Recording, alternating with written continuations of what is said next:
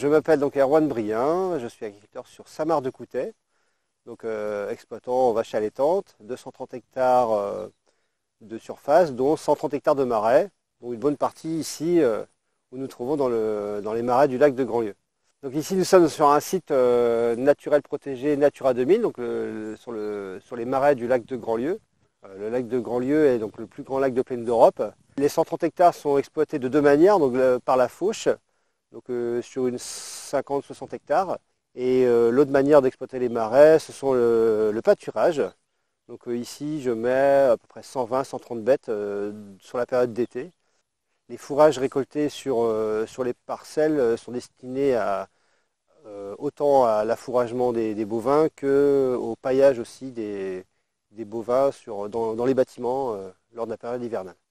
Quelques contraintes sur ce marais, notamment la présence de jussie, qui est une plante aquatique envahissante, et la présence d'écrevisses qui creusent des galeries en fait, et qui dégradent les berges.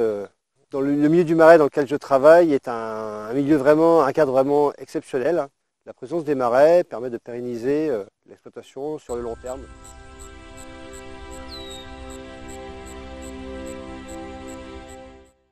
J'ai une exploitation de 150 hectares à peu près dans le marais. Il faut savoir que nous, notre marais, il y a deux sortes de marais. Il y a les marais prairies naturelles et puis les marais pôles d'air.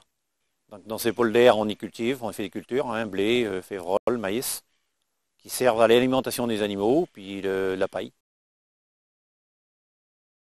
Donc, dans le marais, c'est des prairies naturelles. Le gros avantage d'une prairie naturelle, c'est qu'on a de l'herbe riche au printemps. Et puis en été, par contre, elle grille, c'est tout grillé, mais c'est pas grave. Dès septembre, dès octobre, dès qu'il pleut, l'herbe repousse. Ce qui fait qu'on a un autre pâturage qui revient derrière. Il y a une zone de marais qui est alimentée par l'eau douce, c'est de l'eau douce qui vient de la Loire. Et une zone de marais, la plus grande partie de notre marais est alimentée par l'eau salée. Aujourd'hui, il faut essayer d'être plus autonome possible dans une exploitation agricole. Donc le marais permet de ne pas avoir trop de travaux à faire dans les champs, ce qui fait que ça coûte beaucoup moins cher à mettre en place que mettre en place des raies gras ou des maïs. Le système de prairie naturelle, aujourd'hui, il a sa place, parce que c'est une herbe quand même qui est riche en protéines. On n'a pas besoin d'aller chercher la protéine très loin, que c'est un atout. Moi, je suis plus éleveur, mais dans le marais, il faut être plus éleveur que cultivateur. Moi je suis David Gélineau, agriculteur donc sur Cantenay-Épinard. J'ai les pieds dans l'eau parce qu'ici je suis dans un bras de la Mayenne qui inonde et qui coupe l'accès à la parcelle. Donc je suis en production vache allaitante limousine en agriculture biologique. À cette période de l'année, j'ai déjà mis à l'herbe au 1er février une partie des animaux en pâturage tournant dans l'île. Et voilà, l'eau monte, et bien ça n'empêche pas de maintenir les animaux au pâturage, parce que voilà, dans les basses vallées, on a une quantité d'herbe relativement importante. Et ensuite, dans l'année, vient un deuxième pâturage qu'on appelle le regain au mois de septembre et octobre.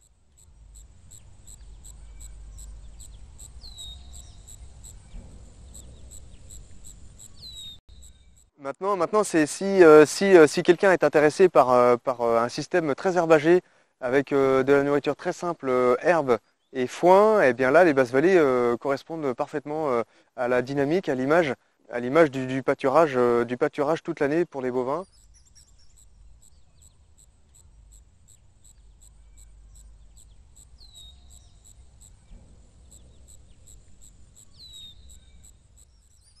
Moi ici, ce qui m'a toujours le plus intéressé, c'était dans un périmètre très particulier au niveau de la biodiversité, à une proximité de la ville et surtout très orienté, je voulais surtout faire beaucoup de pâturage.